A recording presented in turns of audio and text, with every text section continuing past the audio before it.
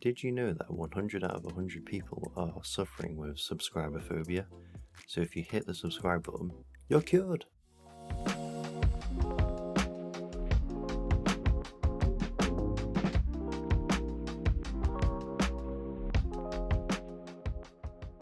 I've started recording every Mythic Plus key this season, and in these episodes I'll go over the ups and downs of my journey towards getting that juicy sought after 0.1% title. Starting off, we have a 26 fall, and we did have a rogue in the party, so most of the time when I do end up playing with a rogue, we end up skipping the first pack and then shrouding down the ramp. Because we skipped the start, we decided as a Chad group, we're going to pull the pack before the first boss on top of the boss. So that in turn lets us burn down the pack with lust and then start beating down this training dummy of a boss. It also gives us a major funnel with the extra targets if all goes smoothly, which unfortunately it did not for us personally. Because of the extra mobs here, the tank ends up dipping quite low after running to soak the first leaps, and then he ends up bubbling. But I guess he isn't playing with the bubble taunt talent, so in turn we end up getting one shot melee'd by the boss. So you might be thinking, well, you should just use the best defensive cooldown in the game with a 30-minute cooldown called Reincarnation, and go again, right? We did in fact use Ankh, and we used our health pot quickly to bring ourselves back up, but our disaster isn't quite over with yet. As we're basically playing with 4 melee, with the fist weaving Karate Master Monk, we end up getting the samples, and I always try to stack mine next to the tank, or at least aim my character towards the edge. But the monk I guess had the same idea and ended up boxing me in. And if you didn't know, if you stack the samples on top of each other, you take more damage. So you end up going down again. Not really the best start for us. In my opinion, higher mobile classes should leave room for the lesser mobile classes, but we end up getting Chronocar down anyways. Now for the spicy area on Fortified.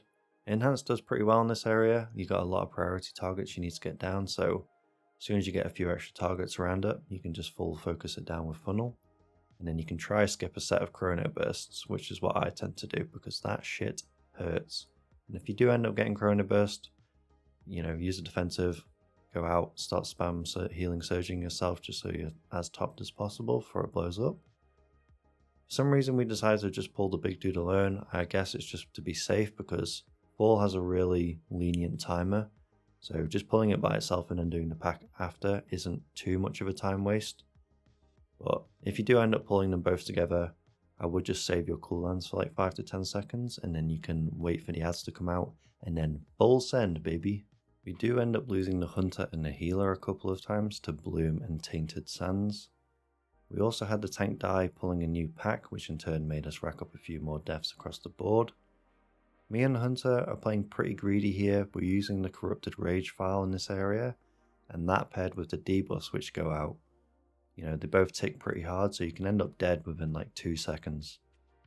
I was surprised at how lucky I got with not getting the debuffs on us for once. Normally Blizzard likes to pick on the weak defensive classes in my Mythic Plus runs, aka me. So for the Pug Killer boss Timeways, I'd say this boss and Xavius are the bosses which have definitely bricked the most keys for me in my runs. They're just nuts when it comes to pugs. The boss went pretty smooth though for the most part, and we had no slow zones go off. But towards the end of the boss fight, we got dispels on me and the Hunter. The healer wasn't quick enough to dispel one of us even though we were both in the fast zone. And then the Hunter ended up just kind of dropping from existence due to the dot. And then because the dot went off late, I ended up not being able to heal myself quick enough before my debuff went off like a second or two later. But the rest of the group did get the boss down. We ended up sending our second lust on the double dragon pull, and as you're going to see in this pull, all the smallies get absolutely deleted by the BM Hunter. I think he ends up hitting 2 million DPS. As an enhanced boy, you should just use the extra targets to funnel as much damage as you can into the dragons before they ultimately get deleted by other specs. So for these dragons and the ones before the third boss, we basically just became the funnel homie, and we didn't cheese any extra damage with chain lightnings, even though it would look nice as extra overall, but we're playing ethical out here. So we took out the Blight of Galkrond with ease, no deaths there, and then it was moving on to Iridikron, where we also didn't really have any issues. Looking back through the footage though, we were actually pretty close to not making the DPS check at the end. We had like 4 seconds left before we got through the shield, and I thankfully got a lucky 1.4 million elemental blast crit just before, so we can pretend that my crit was the thing which pushed us through.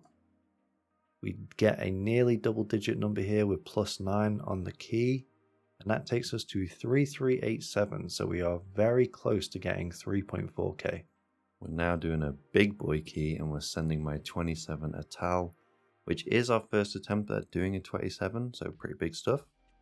We ran it back with the same group, and I would recommend doing this if you can. Obviously, do not run it back if you've just depleted with a group. We do the standard left side pull with Bloodlust, and something the Mistweaver does is he places his Ox statue just outside of our kind of stack, and it baits the merciless assaults on it. So it just means people in range can stack a melee and then not have to worry about kind of baiting the charges and then potentially dying. It's a pretty PUG idea, I'm not going to lie. We continue going the left side up the stairs to Priestess, where we do end up getting a good amount of deaths due to the charges and casts going off. And we end up losing the tank on another pull, so then we end up getting a few more deaths there. Priestess went down pretty easily, and then something quite hilarious happened. We were coming down the stairs where you have the flame paths blocking you, and we were going to commit to pulling the pack at the bottom, but we were just waiting for the flame to disappear. Unfortunately, we end up losing the Hunter and the Rogue as they didn't press W hard enough and then got incinerated from existence. Can't say that's the first time I have seen this happen, and definitely haven't been in their situation before. But moving on, we ended up doing this spicy middle pack with Bloodlust, which actually went really smooth. I remember back in BFA, this pack was basically a 100% no-go most of the time, unless you cheesed it with snapping. We also defeated John Hammond's T-Rex enclosure, Razan, and then we did showering things to the totems on Vocal and took his ass out too. Now you may be thinking, you've got 4 minutes left and only one boss left, so that's an easy 27 on our first attempt, right? Unfortunately, nothing ever comes that easy with my Rio adventures. We had a bit of a clown fiesta with placing the Soul Rens. Normally I place it away from the Echo Spiders and then stack together with the group in like a spot semi-close to the boss, but the tank told us prior just to go to his ping locations, which makes sense. The issue was people hit the Echoes prior, and the few times we did end up placing the Soul Rens after, we were just boxed in, so we ended up just losing people. I could have just left the area we were supposed to go and place it in a more of an open spot, but when these sort of things happen, you kind of just have to commit on the calls, otherwise you're just going to end up spreading out. There's going to be ghost boys everywhere, there's going to be confusion, so it's better to just kind of wipe on a committed call than just to kind of wing it and hope for the best. But yeah, we did end up missing out on the 27 as we did wipe. Because we had our first experience over 27, we just had to get another taster. So straight back into the 27 Blackrock hold. We had a few deaths on the way to the first boss on the first 2 packs, but we managed to salvage it. First boss went down like a sack of spuds, and then moving up the stairs, I'd say one of the harder areas of the dungeon, but we played it pretty well. People actually used their CC on the scouts and archers. So many times I've been depleting keys here and been taken out because people are just greeding damage instead of using CC, so if you are one of them, stop that now. You are trolling. Then it's onto the Gremlin area where we've become the Funnel Homie again on the Bannerlords. We don't really need to blast AoE out here, as most of the specs have got that covered. And then this Indiana booby trap staircase always takes someone out, no matter what key level I am in. We end up making quick work of the Ogre boss, didn't have any random deaths to the bats prior as well, and we did pretty decent damage in this area considering we mostly only did funnel target DPS on the Dominators.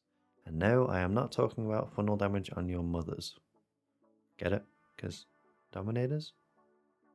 With the Gremlin area and bats, we do struggle to keep up with the others as we are target capped unfortunately, but that doesn't stop my brain from thinking I should probably be doing the same DPS as them. Give me more mass AoE damage, Blizzard, please. Maybe throw in a defensive while you're at it. We end up having a wipe at the top of the stairs as our tank pulled all of the slam banging dudes from the bottom to the top. No pussy pulls being played with this tank. Last boss, we had a death on the first volley cast, which always seems to take someone out. I don't know if people aren't prepared or with how much damage it actually does, but it always gets someone. We did lose the druid as well to a stinging swarm a bit later, but the boss does go down, and that solidifies our first 27 key timed. I was so hype when it actually happened. I'm pretty sure it was on stream as well. We did a respectable 355k overall, and considering it's quite a big AoE dungeon, I was surprised to be first on the meters. So with that being completed, we are now at 3396 score, so only 4 off that juicy 3.4k that I've been chasing for so long. Right, you may be thinking, who is that semi-handsome chap in the bottom corner? That is in fact me, and sometimes I do show my noggin to the world on stream. You will be seeing my concentration face. It is semi-embarrassing throughout this key, but it is what it is, okay? Just leave it be. It's another 27. I couldn't believe it that I've actually got so many attempts this week on a 27. So that would be back-to-back 27 keys. Before the key started, our tank wasn't overly pleased that the mage was playing Arcane, but coming from someone who has played Enhancement before it got its glow up in Shadowlands and Dragonflight, I kind of know what it feels like playing non-meta specs, so I didn't really care. I won't delve too much into this key as it was sadly a deplete once we got to the last boss, and I've already covered a fault earlier in this episode, but we end up doing the shroud skip into the first boss with the pack just before the boss. So training boss died, and I pre-called before the spicy area that I was going to have a rough time here as we are playing Shaman. I do end up going down quite a few times. I ran out of defensives and potions and even healing myself with the debuffs. I still end up going down, it's just too much. Timeways went pretty smoothly, no deaths there. We managed to beat the DH on that boss too, who was getting PI'd, so that's a nice accomplishment. And honestly, with how this key went for us, I'll take any wins at this point. This next area did kind of tilt me off the face of the earth, not gonna lie. We go into the double dragon pull with Lust, and as stated before, I always try to focus down the dragons with funnel damage. So as I was setting up my lashing flames on them both, I ended up ripping aggro on one of them and then getting melee'd for all of my health. Looking back, it does look like the mage gets aggro and then it turns on me. Maybe I should have waited a few more seconds before sending, but you've got the DH over here ripping 700k DPS already before I've even sent out any of my damage. Can't say it's the first time dying like that, and it probably will not be the last. It does not get any better though as we keep on dying to the dragon's AoE, but thankfully the rest of the group does carry us through. We do end up killing the third boss as well, and we only lost a mage who got one shot by the corrosion debuff. It is really nasty, and if you do end up taking it from the tank or someone else, make sure you have a defensive rolling because you will be gonzo. Last boss, I normally always send my astral on the first soak, but I thought the priest may end up using something and I didn't want to overlap, and I thought I'll use AG and that should hopefully carry us through. In reality though, that did not pan out the same way I had hoped, and me and the healer end up going down, which is entirely my fault. I do hold my hands up there for my own death. We get rezzed in the Earth Surge phase, and I think the mage ends up going shortly down after that. I think it was possibly the Earth Surge AoE which killed him. So we end up 4-manning the fight up until the third Earth Surge again, and then the mage does come back. I guess he went AFK after he died earlier.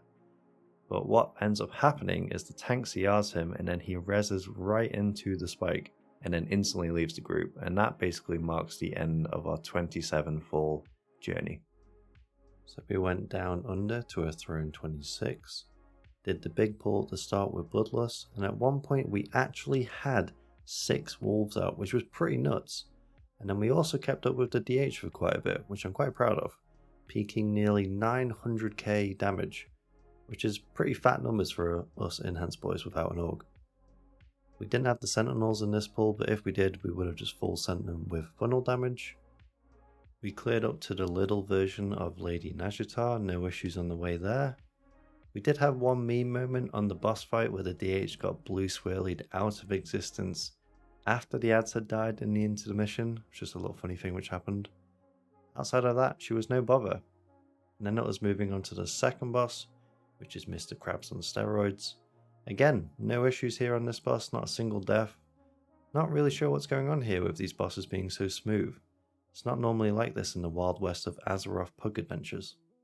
We cleared the area before the facehugger boss from Alien with no problems. Not a single person got super slammed by the Crushing Tentacles cast, which is yet again another world first for me. This boss is definitely one of the most scariest bosses this season. That flame shot cast is ruthless to deal with as it ticks so hard. I was very fast on one of the ticks with my health potion, which you need to be. One thing I will say, and I doubt anyone at Blizzard is watching, but please, for the love of God, let Primordial Wave hit the totems. It's so stupid that it only registers as one target for our buff. Okay, rant over. If you didn't know, but you may already know, is when you are lining the fear in the last phase, you can just hide behind the little sea plant with the orbs on top, just to LOS it. Makes it way easier than running to the pillar. Again though, 0 deaths on a boss. Unreal stuff. Now for the gauntlet area. These little goblin spear chuckers are actually really dangerous. Our healer gets taken out back to back from the poison spear casts and their normal hits. He wasn't overly happy about it. We do also end up having like a semi-wipe on the first swell mob, but we managed to keep it in combat and then finish it off. And then we just cleared the rest of the gauntlet, no issues there. But there were some spicy moments as the DH and the demo were just going full AoE on the little corruption ads, so it made some of the swell cast a little bit spicy. Then it's moving on to the last boss, which I don't think is too bad of a boss itself.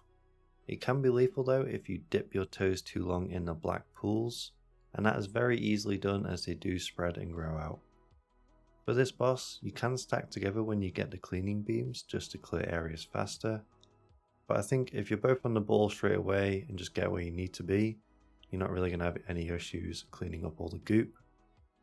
We nearly had 0 deaths on the boss, but Mr. DH dipped his pinky toe in the goop before the debuff expired on him, so it took him out right at the end of the boss. It does go to show though that silly mistakes like that can just kill you so easily at these key levels. We did get the boss down, and we did get 3.4k, very nice, with the plus 10 points which takes us to 3406. Major accomplishment here. I'm really happy of the group and myself. So hyped that we got 3.4k, so good.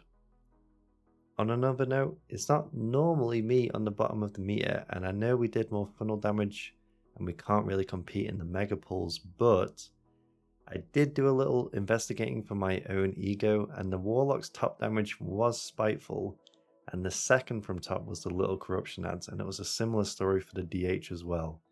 So just for my own ego, let's just put it down to we were equal in DPS. Then we tried our hand at a 26 Everbloom. Definitely one of the spicier keys this season. Very hard bosses on Tyrannical and a few big hitting mobs in this dungeon. We did a massive pull and pop Bloodlust. We weren't going to do mega damage in this pack anyways because of the target size, but just to add insult to injury, we do end up getting choking binds on us for about 5 or so seconds, and our kick was on cooldown.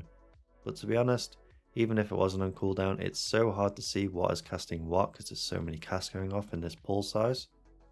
And it's probably better that the vines went on us rather than the demo or the ret, just so they can AoE to their heart's content. I didn't take Poison Cleansing Totem as we had double Paladin so they can deal with the poison from the stingers. We end up taking down Witherbark as well, and we didn't try the cheese strategy. I've not done that yet, I would like to try it. And we did a fat 20 million more boss damage than the next closest person. Gotta love our funnel. We clear the right hand side packs after you come into the dungeon with relative ease. And we're trying our best to keep up with the other two in these bigger pulls, but mostly trying to maintain our funnel targets in the pack. We do Warlock Jutsu things where instead of using an Invis potion to skip past the packs further ahead to the council boss, Warlocks can pop up their gateway here and you just map hack through the terrain and end up at the boss, which helps a ton with the Lust timer. And if you're a greedy min-maxer like me, that's all good from my end because it means you can keep your 5-minute pot CD for a DPS spot over an invis one. The council fight was all good. We popped off on that fight. I think we ended up about 270k DPS, pretty good. It's a really good fight for Enhance as you have constantly 3 flame shocks out for funnel. I tend to save my kick for the Revitalize, and I send my first few kicks on the first active target, and then maybe 5 seconds before Gola becomes active, and then start holding it for Revitalize. This part of the dungeon is really dangerous with the cast going out. Thankfully, playing with a prop paladin who can shield the Righteousness silenced the cast very frequently. We didn't have anyone die to any rogue Arcane Blast or Pyroblast, just one-shotting someone, which normally does happen in my keys. It has to be a world first achievement not losing someone there for sure. I always just focus on the Pyromancer as that's the deadliest caster out of the 3 mages. One thing the Warlock could have done as well for us is use Curse of Tongues, I believe it is, which slows the cast of the unit by 30%, but maybe he thought we were good as we had a prop paladin. For the Mage Boss Soul, we didn't lose anyone either. It's similar to Blackrock Hold last boss in the fact that there's a very hard hitting first ability which people kind of think that they're going to live it and they end up not pressing a defensive, so always be wary of the first salvo straight away. But yeah, that did not happen. We didn't lose anyone, another surprise to me. And then she was swiftly defeated, and then it was moving on to the last boss. This dude can be pretty hairy for damage going out, and I do feel sorry for healers having to throughput heals out of every crevice of their body on this fight. We do end up losing the paladin on the second ad spawn, but for the first ad, as we had Lust going in, I do play a little greedy here with my defensive when the first ad comes out. As I've got AG running and we've got Lust running, so I just put my faith in the healer being able to send out heals and keep us all topped up, which was correct. The boss was swiftly defeated though, and your boy was top damage, and then to top off the whole dungeon, we also managed to snag top damage in overall. Did a nice little 370k, not too shabby considering it's quite a big AoE dungeon. And we got a nice little plus 3 points. But at this key level Blizzard, we really should be getting fatter numbers. I mean, come on. So that leaves us on 3409 to end the week of Depletos and Completos. That is the end of the episode, and if you did like this new series, please do leave a like and maybe subscribe if you don't want to deplete your own keystones. Let me know what you thought about the episode and if there is anything I could potentially add to the video series in the future. Thanks for watching guys, and I just want to say, you're all awesome. I still have imposter syndrome that I have all you guys watching these videos I do put out and supporting me. And a massive special thank you to the Patreon supporters. You guys help me way more than you know, and it helps me be able to put more time into my projects and equipment. So if you do want to support me there as well, there is a link below. And if you haven't, come join the Discord and say hello too. Until the next episode guys, have a good day.